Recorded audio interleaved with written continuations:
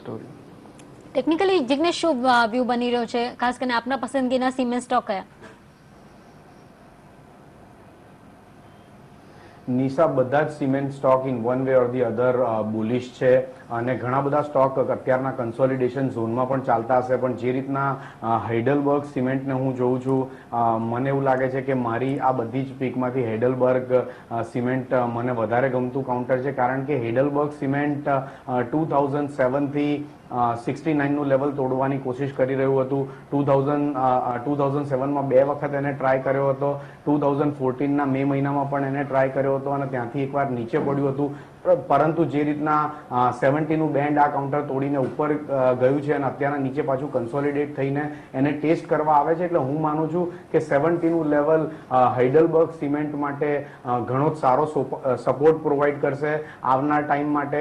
એટલે જ્યારે જ્યારે આ કાઉન્ટર નીચેની તરફ આવે, 70ની આસપાસ આવે, ત્યારે એ એક વેલ્યુ પીક થઈ જશે.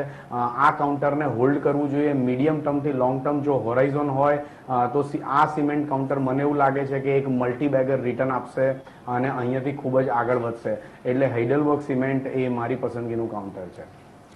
ઓકે, ત્યારે જ હવે લઈ નાનકડો વિરામ, ત્યારબાદ બીજા સ્ટોક્સ પર કરીશું નજર.